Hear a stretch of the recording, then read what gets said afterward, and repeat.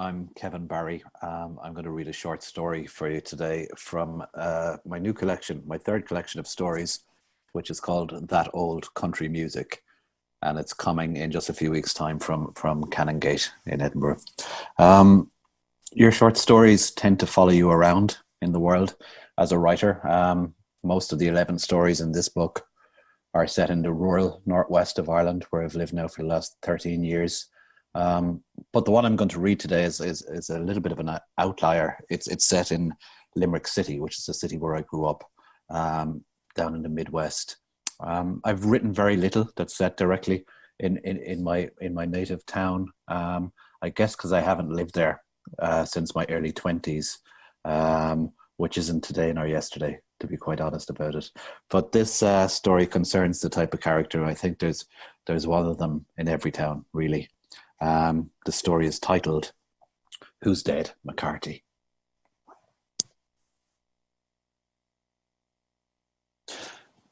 You'd see him coming on O'Connell Street. The hanging jaws, the woeful trudge, the load. You'd cross the road to avoid him, but he'd have spotted you, and he would draw you into him. The wind would travel up Bedford Row from the Shannon to take the skin off us and add emphasis to the misery. The main drag was the daily parade for his morbidity. Limerick, in the bone evil of its winter, and here came Con McCarthy, haunted looking in his enormous suffering overcoat. The way he sidled in with the long pale face and the hot emotional eyes. "Did you hear who's dead?" he whispered. Con McCarthy was our connoisseur of death. He was its most knowing expert, its deftest elaborator. There was no death too insignificant for his delectation. 96-year-old poor dear in Thomangate, with the lungs papery as moth's wings and the map lines of the years cracking her lips as she whispered her feeble last in the night. Con would have word of it by the breakfast, and he would be up and down the street, his sad recital perfecting as he went. "Elsie Sheedy," he'd try. "You must have known poor Elsie, with the scar leg and the little sparrow's chin. I suppose she hadn't been out much this last while. She was a good age now, but I mean, Jesus, all the same. Elsie, gone." His eyes might turn slowly upwards here, as though in trail of the ascending Elsie. "She'd have been at the Stella Bingo often," he'd reminisce, with the whites of his eyes showing. "Tuesdays and Thursdays until the leg gave out altogether and the balance went. She used to get whiteouts coming in over the bridge. At one time, she took the money for the tickets below at the roller disco, inside in the little cage. Of course, that wasn't today nor yesterday." No, Con, no. No, I didn't know her. In truth, he might have no more than clapped eyes on the woman the odd time himself. But still he would retreat back into the folds of the overcoat like a flower head closing when the sun goes in, and he was genuinely moved by the old lady's passing. Con McCarthy's city was disappearing all around him. He had a special relish, it seemed to me, for the slapstick death. He'd come sauntering along at noon of day, now almost jaunty with the sadness, the eyes wet and wide, and he'd lean into you, and he might even have to place a palm to your shoulder to steady himself against the terrible excitement of it all. "Can you believe it?" he said. "A stepladder." Which was this, Con? "Did you not hear?" "No, Con. Did you not hear who's dead?" "Who, Con? Who?" "Charlie Small." Stop. "The way it happened," he said, shaking his head against what was almost a grin. "They hadn't painted the front room since 1987.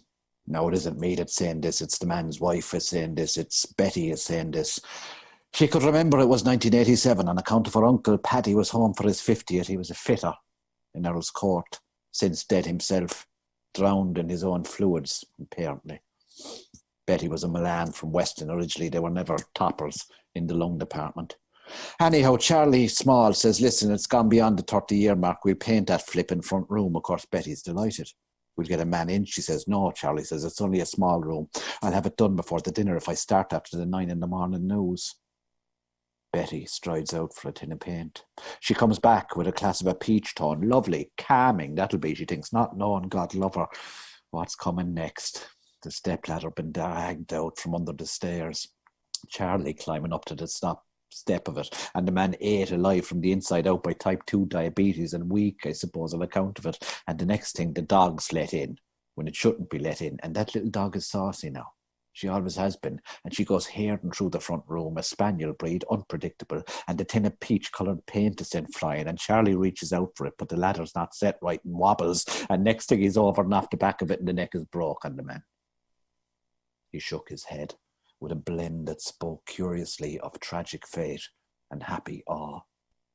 Dead on the floor before they got to him, he said. Jesus Christ, Con, I said. The day nor the hour, he said, and he walked away happily into the persistent rain. He had about 40 different faces. He would arrange his face to match precisely the tang or timbre of the death described. For the death of a child, Con McCarthy's woe was fathoms deep and painfully genuine. An early death in adulthood brought a species of pinched grief about his temples, a migraine's whine its music.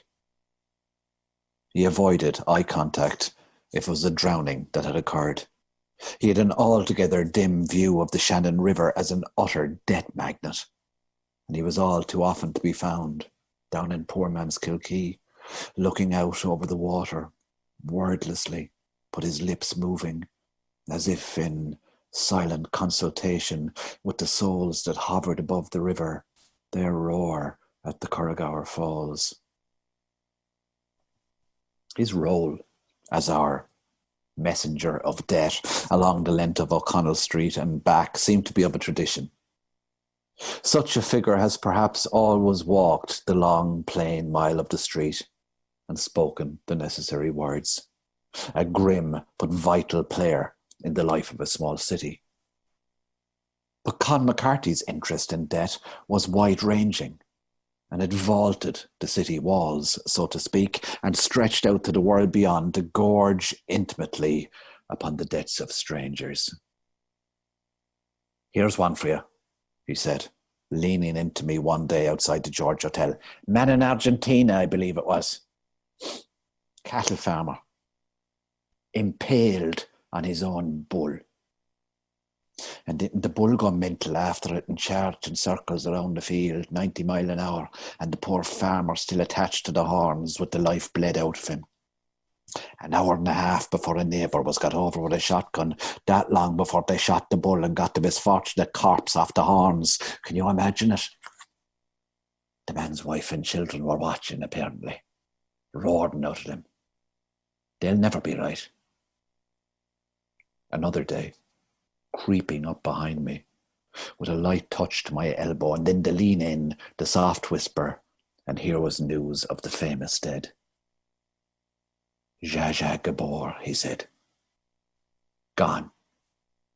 Though I suppose it was nearly a release to the poor woman for a finish. Did you know she'd been 5 years on life support? That I did not know, Con. 5 years, he said. Heart attack at the end of it. Sure, the poor heart would be weak as a little bird's in the woman's chest at that stage. I believe it was 99 years of age she was. They're after planting her in a gold box outside in California. No woman deserves it more. Farmer Miss Hungary.